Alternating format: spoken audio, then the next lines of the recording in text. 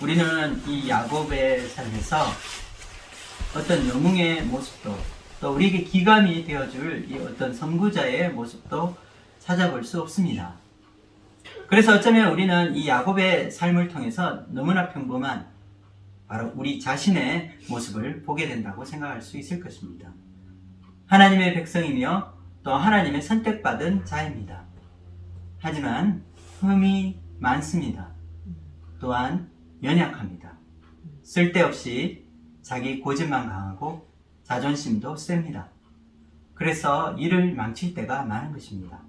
어쩌면 야곱은 자아가 강하고 고집센 사람이지만 또한 이 다른 사람들에게 이용당하기 쉬운 사람일 수 있습니다. 그의 외삼촌 라반은 이 처세술에 능하고 또 사람을 보는데 탁월한 능력을 가지고 있습니다. 야곱이 지독하게 성실한 사람이라는 것과 또 라헬에게 푹 빠져 사랑에 눈이 멀어버린 그의 약점을 이용할 줄 아는 자였습니다. 7년이라는 긴 세월을 목숨 바쳐 봉사했지만 자신이 사랑하는 라헬을 얻을 수 없었습니다. 야곱은 억울하고 분했을 것입니다. 라반에게 철저히 속았습니다. 그의 인생은 유린당하고 오랜 세월을 착취당하며 이용당하게 됩니다. 야곱은 스스로 자신이 영리하고 또 사리 판단에 능한 자라고 생각했을 것입니다. 그러나 그도 라반과 다를 바 없이 세상에 이 따를 대로 따른 이 속물과 같은 자입니다. 어리숙한 형도 속였고 순진한 아버지도 기만하여서 자신이 원하는 하나님의 축복을 쟁취했다고 만족해 했을 것입니다. 그러나 그는 우물 안에 개구리와 같았습니다.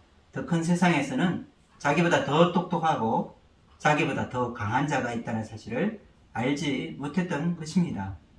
그래서 우리는 이 야곱에게서 우리의 마음이 끌리는 줄도 모릅니다. 너무나 자기중심적이며 또 잘난 척하는 자이지만 또한 한없이 연약하고 부족하기만 한 이 야곱이 우리와 닮아있기 때문입니다. 이렇게 실수투성이에다가 교만하고 미련한 우리를 하나님이 당신의 선택한 백성이라고 부르시기 때문입니다. 아직 미성숙하고 온전하지 못한 우리를 바로 하나님의 미래, 하나님의 꿈을 품은 하나님의 소망이라고 말씀하십니다.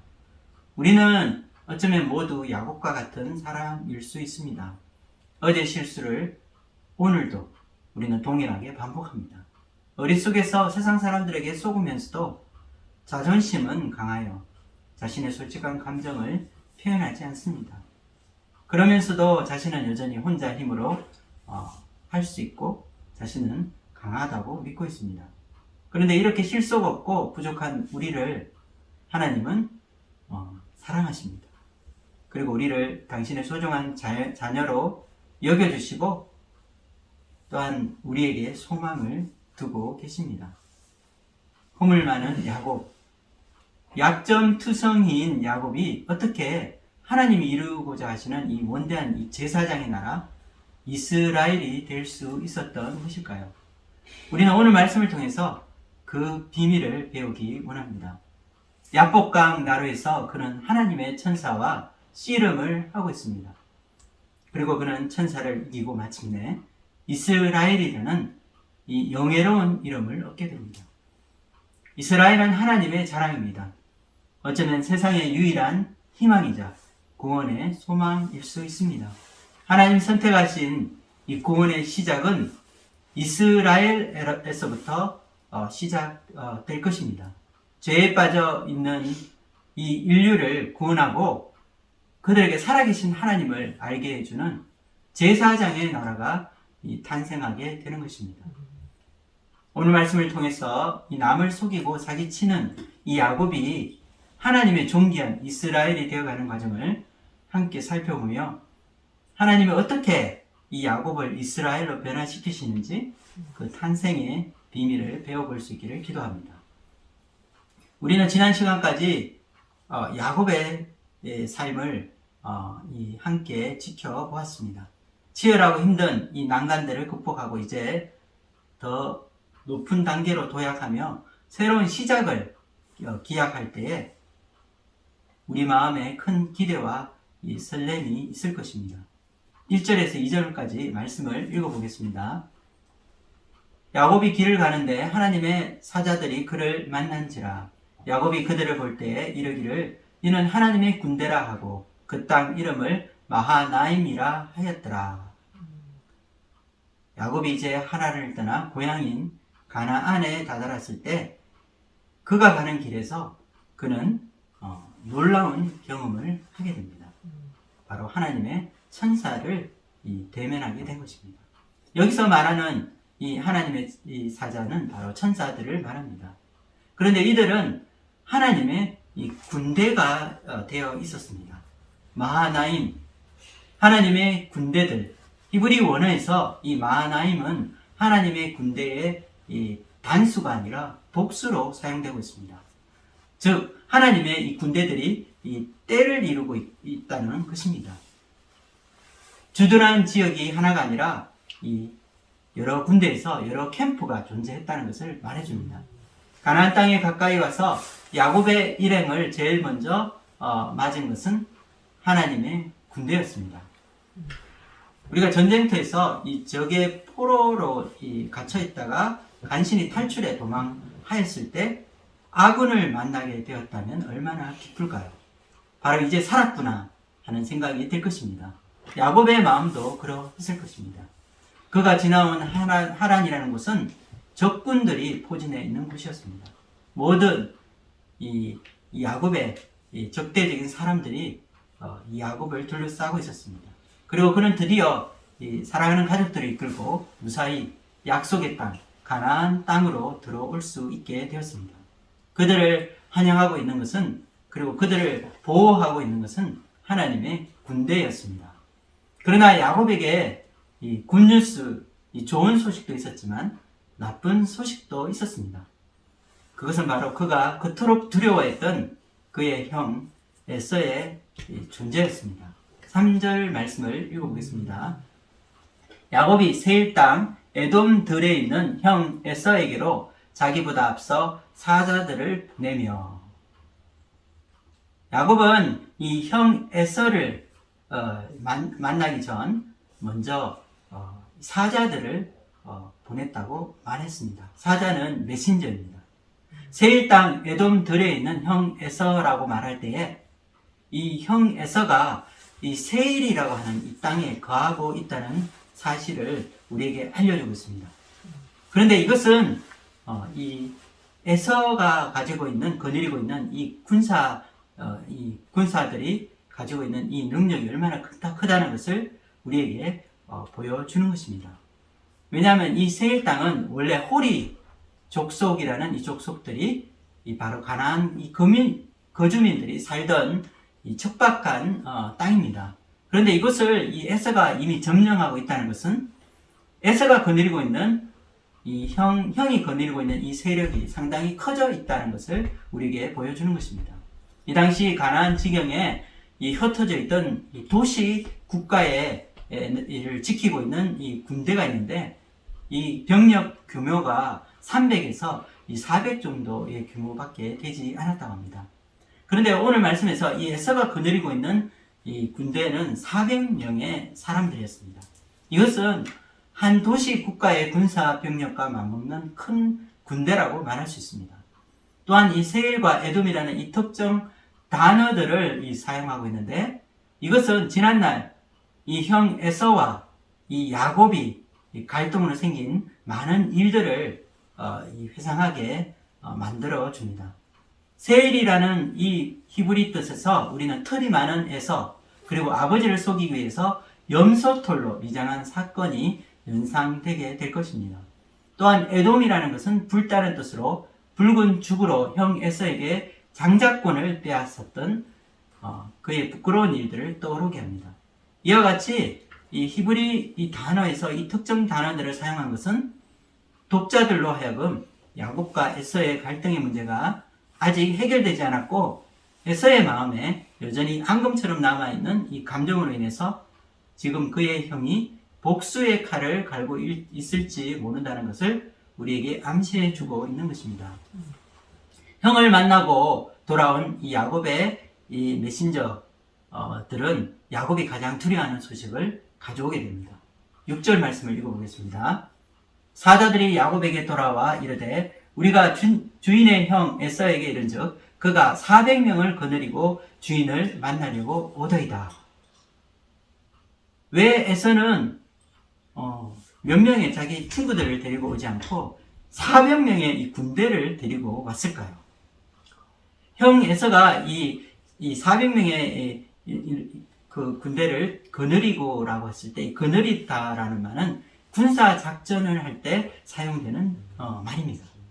그래서 이 형 에서가 마치 군사 작전을 하듯이 자신을 보기 위해 오고 있다는 그 보고를 하고 있는 것입니다. 이것은 야곱의 마음에 무서운 부담감과 큰 두려움으로 다가오고 있었습니다.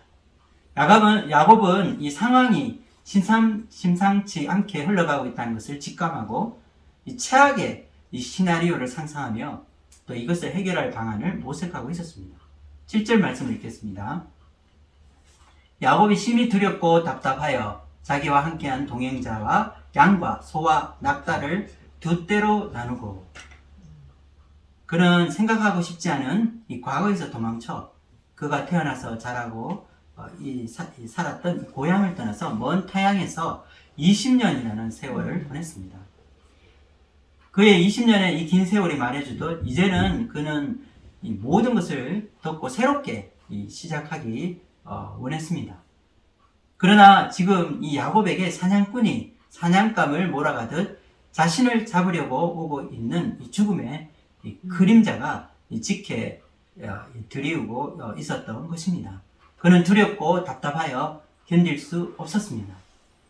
그래서 이 야곱은 이 두려움 가운데 낸 그의 묘책에서 짐승을 두 떼로 나누게 되었습니다.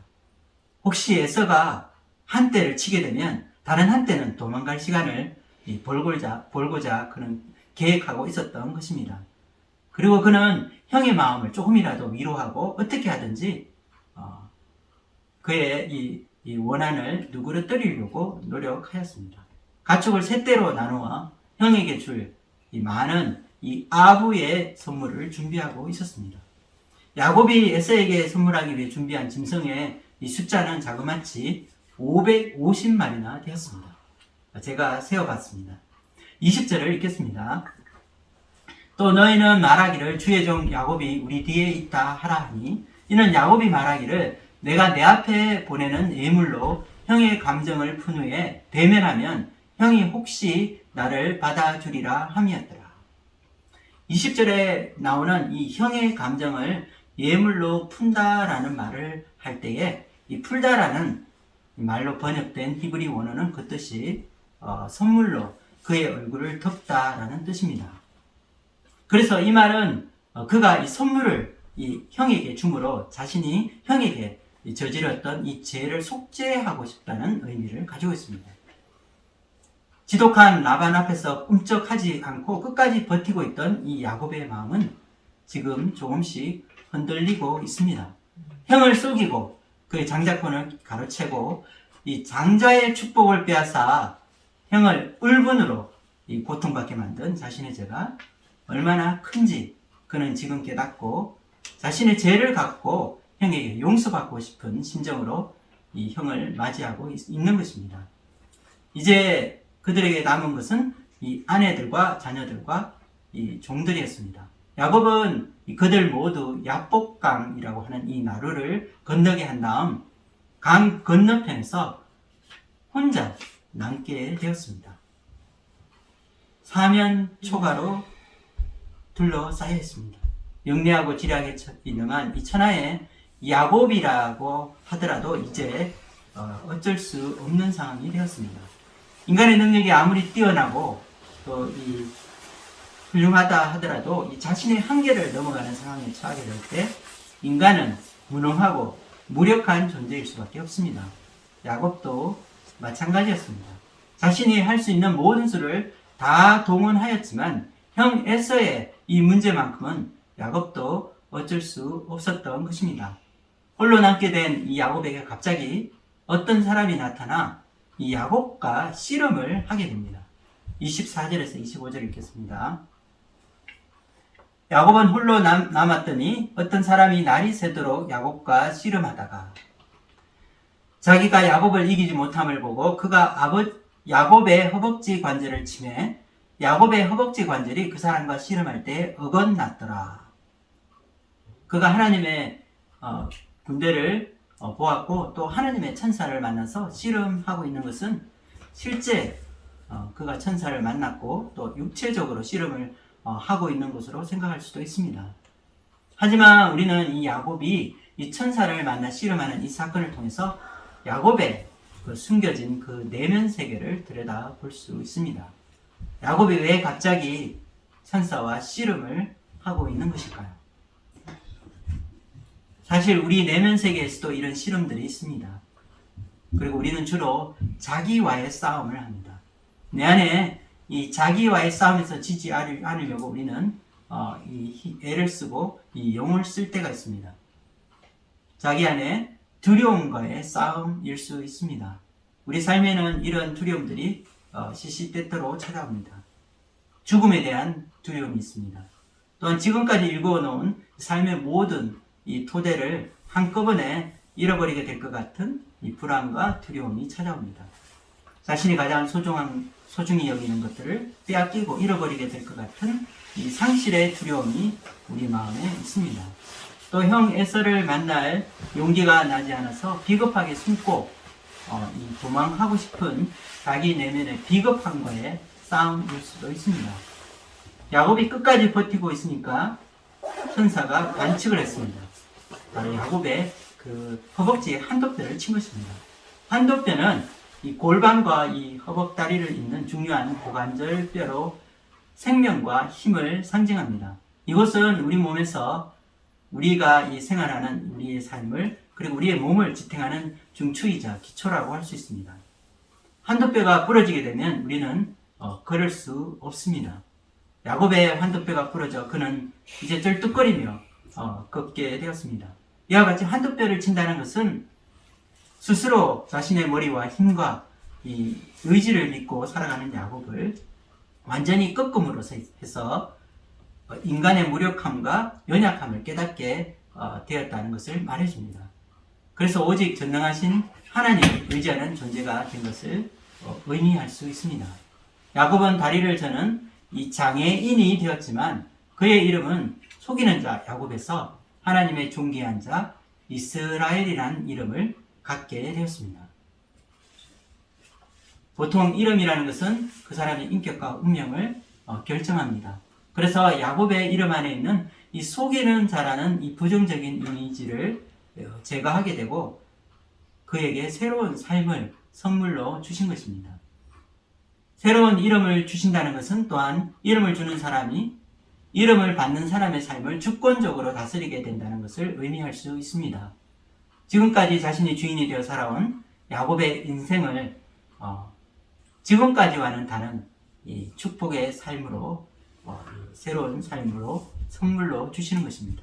이제 야곱의 인생은 하나님의 다스림 그리고 하나님의 통치가 임하게 되는 인생이 될 것입니다. 그렇다면 이 자기 고집과 이기심으로 똘똘 뭉쳐진 이 야곱의 내면이 변화되어서 하나님의 존귀한 이스라엘, 하나님과 겨루어 이긴 이스라엘이 될 수 있었던 그 비결은 무엇이었을까요? 어떻게 이 속물건성이 다분한 야곱과 같은 사람이 하나님과 겨루어 이기며 믿음의 삶을 살아가는 영적인 사람이 될 수 있었던 것일까요? 저는 오늘 말씀을 생각하면서 이 두 가지에 대해서 여러분과 함께 나누어 보고자 합니다. 첫째로 위대한 이스라엘의 시작은 이 야곱이라는 이 한 사람의 존재가 깨어짐으로 탄생하게 되었다는 것입니다. 하나님은 이 세상에서 내가 꿈꾸는 이 삶의 행복이라는 이 낮은 차원을 깨뜨리시면서 가장 원대한 꿈, 즉 하나님을 경험하고 변화되는 영적인 삶으로 우리를 인도하고 계십니다. 깨어짐은 새로운 탄생의 시작입니다. 레리 크랩이라고 하는 기독교 이 상담 학자가 있는데 그가 쓴 깨어진 꿈의 축복이라는 책에 이런 말이 있습니다. 제가 한번 읽어보도록 하겠습니다. 우리의 꿈이 깨어지는 것은 결코 우연이 아니다. 이러한 실패 사건들은 거대한 퍼즐의 한 조각이자 진정한 기쁨이라는 종착역을 향해 나아가는 기나긴 여정 속에서 반드시 거쳐야 할 관문이 된다. 꿈이 깨어질 때 우리는 고통을 느낀다. 그리고 이 고통이야말로 우리가 하나님의 품에 안길 수 있는 기회이다. 우리의 깨어진 꿈이 하나님의 이 위대한 꿈으로 변모하게 되는 것이 바로 하나님의 비밀이라는 것입니다. 깨어지고 이 부서진 나의 삶을 통해서 우리는 더 큰 것을 보게 됩니다. 깨어진 나의 꿈 안에 이제까지 내가 경험해 보지 못한 새로운 미래를 보게 되는 것입니다. 내가 그토록 열망하고 고대하던 이 작은 행복을 잠시 접어두게 될 때에 세상이 담을 수 없는 크고 원대한 하나님 나라를 얻게 되는 것입니다. 야곱은 인간성이 그만큼 강한 자였습니다. 하지만 야곱의 20년의 이 광야 생활이 그의 내면을 조금씩 깨트리고 있었습니다. 마치 바위와 같이 깨어지지 않을 것 같은 그의 내면은 하나님이 만들어 놓으신 이 삶의 이 연단의 이 광야의 생활을 통해서 조금씩 이 변화되고 있었습니다. 거센 세상 풍파가 그의 삶을 흔들어 놓고 있었습니다.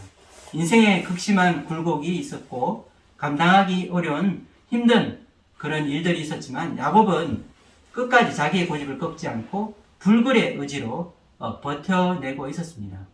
그러나 라반의 속임수로 아름다운 가정을 이루고 사랑하는 사람과 행복하게 살고자 했던 그의 인생의 꿈은 박살이 나 버렸습니다.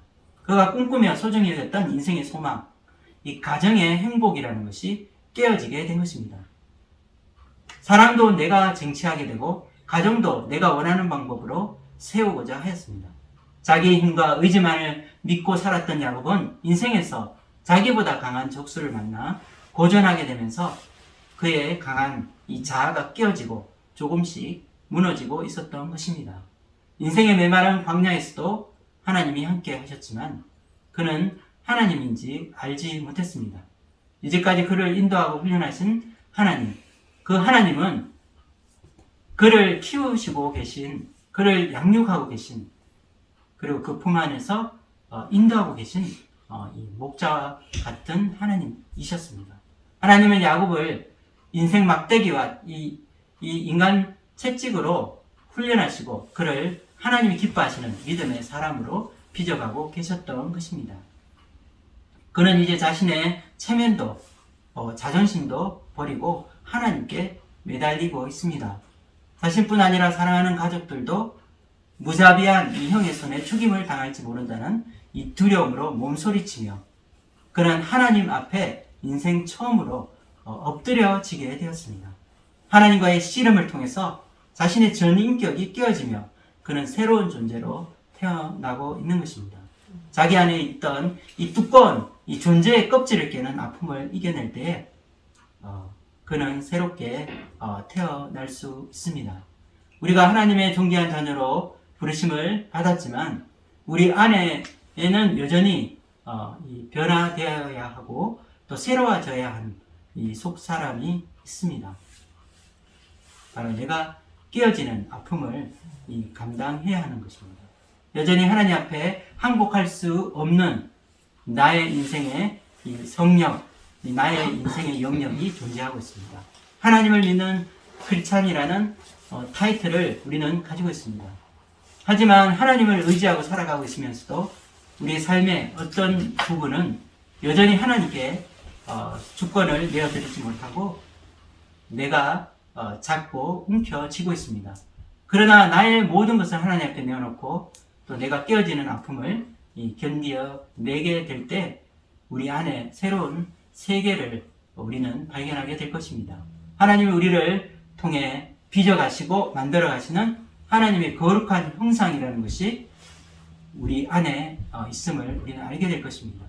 하나님의 말씀의 씨앗이 내 마음에 심겨져 이것이 자라 새로운 생명으로 탄생하게 될 것입니다. 한 주간 내가 여전히 주인이 되어 있는 나의 삶의 영역을 하나님 앞에 내어드리며 하나님의 통치와 다스림을 받는 우리가 되기를 기도합니다. 또한 설령 내가 끼어지는 아픔이 있을지라도 이것을 견디고 이김으로 바로 하나님의 형상이 우리 인격 속에 만들어져 우리 안에 하나님의 비전과 꿈을 품는 저와 여러분이 되기를 주님의 이름으로 축원드립니다. 두 번째로 여러분과 함께 나눌 것은 이 위대한 이스라엘이라는 이름으로 바뀌게 된 그 비밀이라는 것이 바로 야곱의 내면의 성장이라는 것입니다. 야곱은 성장하고 있었습니다. 성장은 자신이 그토록 소중히 여기는 것을 잃어버렸을 때, 혹은 내 인생을 바치고 있던 그 무언가가 무너져 버리고 또 내가 의지하던 것이 무너질 때 찾아올 수 있습니다. 우리 인생에 고난이 있고 어려움이 찾아오고 있습니다. 아픔이 있고 영혼의 고통이 따라올 것입니다. 하지만 우리 내면은 성장이라는 하나님의 선물을 받게 될 것입니다. 야곱은 천사와의 씨름에서 환도뼈가 부러졌습니다. 이것은 그의 인생에서 그를 지탱해 주고 있던 그 무언가가 부러져서 더 이상 기능을 하지 못하게 되었다는 것을 우리에게 상징적으로 보여주고 있습니다. 그의 자존심이 무너졌고 자기가 이제까지 의지해오고 버티고 있던 이 나라는 이 존재의 무력감을 뼈저리게 느끼게 된 것입니다. 그래서 우리는 여기서 지금까지 한 번도 볼 수 없었던 야곱의 새로운 모습을 발견하게 됩니다. 그토록 이 강해 보이던 이 야곱이 모든 것을 내려놓고 하나님을 찾고 기도하는 모습을 보이고 있는 것입니다. 창세기에 기록된 처음이자 그리고 마지막으로 나오는 야곱의 기도라는 것입니다. 9절에서 10절 말씀 읽어보겠습니다.